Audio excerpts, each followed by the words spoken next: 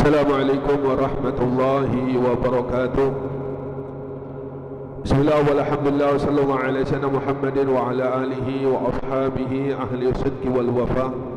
La hawla wa la quwwata illa billah, amma ba'd. Yang sama-sama kita muliakan dan dimuliakan oleh Allah Subhanahu wa taala, penasihat Majelis Rasulullah sallallahu alaihi wasallam Bapak Edi Saputra. Kita doakan beliau dengan berkat kemuliaan Ar-Rasul sallallahu alaihi wasallam dan dengan berkat kemuliaan para habaib, para wali-wali Allah Subhanahu wa taala, utamanya dengan berkat kemuliaan Al-Imam Al-Qutub Al-Habib Abdullah bin Ala Al-Haddad, dan dengan berkat kemuliaan Al-Imam Al-Qutub Al-Habib Abu Bakar bin Muhammad Iskandar Syekh.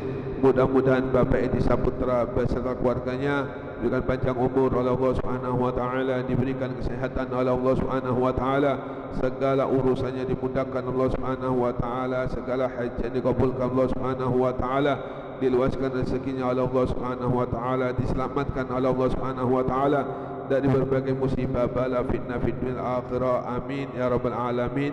Yang sama-sama kita muliakan para sesepuh tokoh masyarakat, utamanya kepada Ustaz Abdul Muti dan segenap tim khidmat Majelis Rasulullah sallallahu alaihi wasallam yang saya muliakan dan dimuliakan Allah Subhanahu wa taala. Alhamdulillah, pujian dan syukur kita kepada Allah Subhanahu wa taala, ungkapan terima kasih kita kepada Allah. Kembali di malam hari ini kita bersama-sama dikumpulkan oleh Allah Subhanahu wa taala di tempat yang sangat dimuliakan oleh Allah Subhanahu wa taala. Bersama-sama kita diberikan kemampuan oleh Allah Subhanahu wa taala untuk bisa berzikir kepadanya. Kita memohon kepada Allah Subhanahu wa taala, kita meminta kepada Allah, sebagaimana malam hari ini kita bersama-sama diberikan kemampuan oleh Allah Subhanahu wa taala untuk bisa berzikir kepada Allah Subhanahu wa taala. Mudah-mudahan Allah Subhanahu wa taala mematikan kita semua dalam keadaan husnul khatimah, husnul khatimah, husnul khatimah, dan dalam keadaan dosa-dosa kita diampuni oleh Allah Subhanahu wa taala. Amin ya rabbal alamin. Qala al-muallifu rahimahullah taala wa nafa'ana bihi wa bi'ulumihi fid darain. Amin ya rabbal alamin. Bismillahirrahmanirrahim. Yurwa anna Sufyan bin Uyainah قال بينما أطوف بالبيت إذ رأيت رجلا وقع في قلبي أنه من عباد الله الصالحين فدنوت منه فقلت هل تقول شيئا ينفعني الله به فلم يرد علي جوابا ومشى في طوافه فلما فرغ صلى خلف المقام ركعتين ثم دخل الحجر فجلست إليه فقلت هل تقول شيئا ينفعني الله به فقال هل تدرون ما قال ربكم إلى آخر ما قال رضي الله تعالى عنه. Dikatakan pernah suatu ketika Sufyan bin Uyainah ini seorang tokoh besar, seorang ulama di zamannya, yang mana beliau ini menangi 87 tabi'in, dan beliau mengambil hadis dari 70 tabi'in. Dalam satu riwayat beliau hafal hadis 77.000 lebih. Seorang tokoh besar, seorang ulama besar. Dan di antara yang beliau ambil hadisnya yaitu dari Imam Ja'far As-Shadiq, salah satu cucu dari Nabi Muhammad sallallahu alaihi wasallam. Beliau pernah bercerita, ketika aku tawaf di Mekah, ya, tawaf di Mekah. Kalau tawaf di masjid itu namanya olahraga keliling, ya. Tawaf pasti di Mekah. Kata beliau, ketika aku tawaf, tiba-tiba aku melihat seorang laki-laki. Waqa'a fi qalbi anna min ibadillah shalihin. Terbersit di dalam hatiku bahwasanya dia merupakan salah satu hamba Allah Subhanahu wa taala yang dipilih oleh Allah Subhanahu wa taala. Jadi pandangan orang arifin, orang yang kenal dengan Allah Subhanahu wa taala, orang yang sampai kepada Allah Subhanahu wa taala itu pandangannya itu dari dalam hatinya, bukan dari mata zahirnya. Makanya Nabi pernah mengatakan, ittaqu firasyatal mu'min fa innahu yanzuru binurillah. Hati-hati kata Nabi Muhammad, takutlah kalian terhadap firasatnya seorang mukmin. Kenapa? Fa innahu yanzuru binurillah. Karena mereka melihat dari melalui nurnya Allah Subhanahu wa taala atau melalui cahayanya Allah Subhanahu wa taala. Maka ini tanda-tanda hati yang bening, hati yang sudah cemerlang,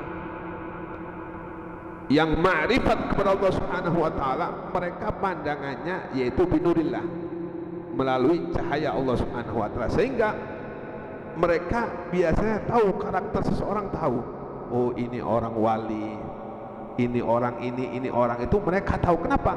Karena pandangannya bukan dari pandangan zahir. Yang mereka pandang yaitu dari pandangan dalam, nur Allah Subhanahu wa ta'ala, cahaya Allah Subhanahu wa ta'ala. Maka ketika aku melihat seorang laki-laki yang menurut hatiku atau terbersit dalam hatiku bahwasanya itu merupakan laki-laki yang dipilih oleh Allah Subhanahu wa ta'ala, laki-laki yang sholihin, maka aku deketi orang tersebut, kata Sufyan bin Uyainah. Ketika aku deketi dan aku meminta kepadanya, wahai fulan, bisakah engkau memberikan aku nasihat yang bisa Allah memberikan manfaat kepadaku, kata Sufyan bin Uyainah. Cuma laki-laki ini tidak mau menjawabnya, walam yarudda alaihi. Laki-laki ini tidak menjawab atau tidak menggubris permintaan Sufyan bin Uyainah agar Sufyan bin Uyainah ini diberikan nasihat olehnya. Wa masya fi tawafihi. Maka laki-laki ini ketika dimintai oleh Sufyan bin Uyainah untuk memberikan nasihat, tidak menggubrisnya, maka laki-laki ini melanjutkan perjalanan tawafnya, tawaf muter-muter Ka'bah. Falamma faragha shalla khalfal imam rak'ataini. Setelah selesai, siapa ini laki-laki ini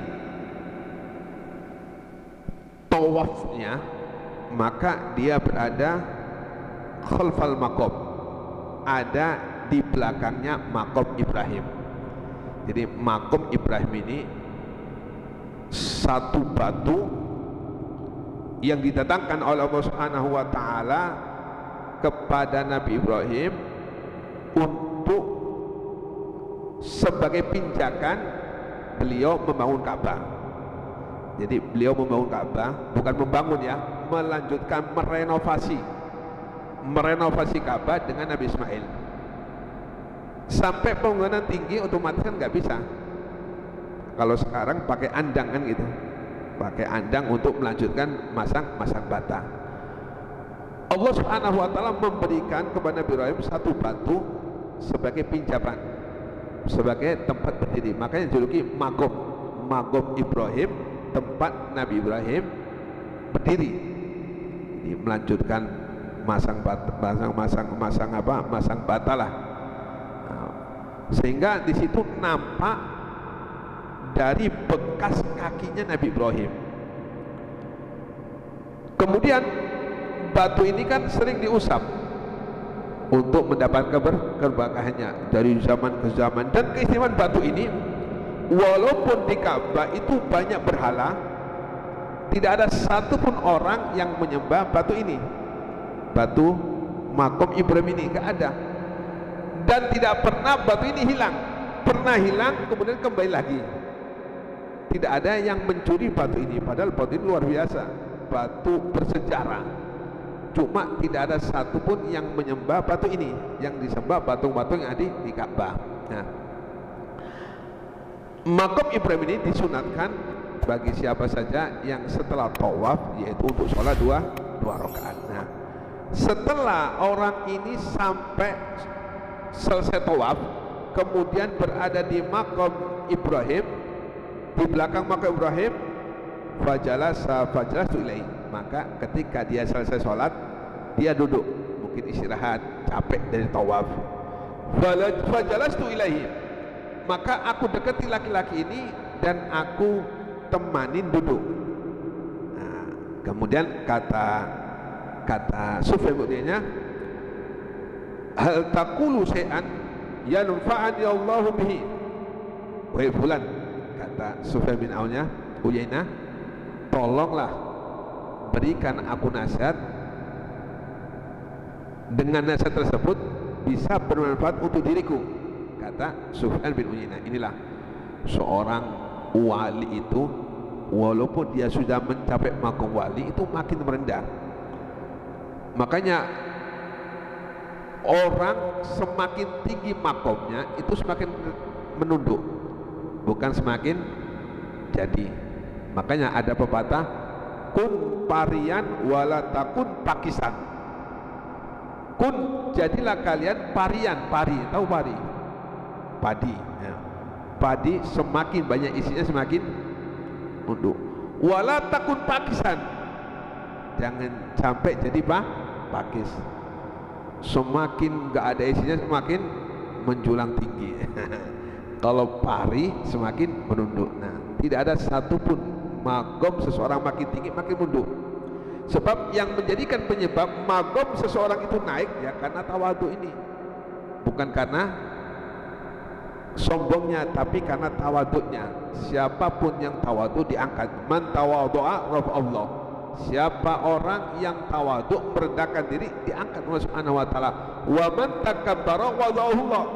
Maka siapapun yang sombong, siapapun yang merasa memiliki dalam hatinya lebih baik daripada orang lain, lebih daripada orang lain, maka dia akan direndahkan oleh Allah Subhanahu wa taala. Kemudian faqala hal tadruna ma qala rabbukum, maka diturutin oleh laki-laki ini permintaannya Sufyan bin Uyainah tadi.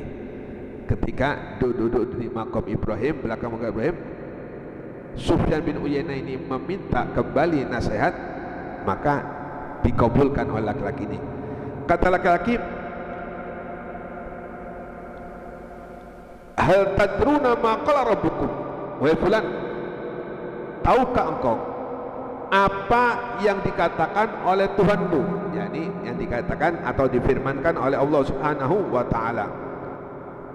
Kemudian orang ini melanjutkan, qala rabbukum anal hayyul ladzi la amut halammu ati'uni aj'alukum ahya'an la tamutun. Halummu ati'uni aj'alukum ahya'an la tamutuna. Allah Subhanahu wa taala, kata laki-laki ini, pernah mengatakan anal hayyu, aku zat yang maha hidup, alladzi la amutu, aku tidak pernah mati. Allah Subhanahu wa taala hayat, tidak pernah mati. Halummu ati'uni, kata Allah Subhanahu wa taala, kemari kepadaku, nurutlah kepadaku, berbuat baiklah engkau, aj'alukum ahya'an la tamutuna, maka akan aku jadikan kalian orang-orang yang hidup, selalu hidup, la tamutuna, tidak pernah mati. Maksudnya akan selalu dikenang.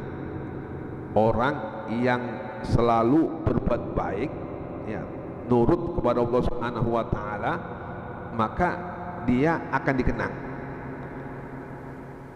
Bib, iblis juga dikenang, Bib. Iblis kan dikenang juga, iblis.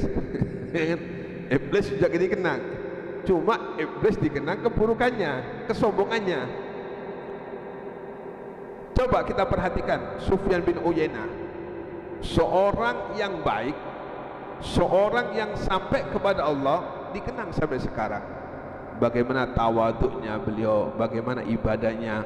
Ki Hamid sampai sekarang dikenang.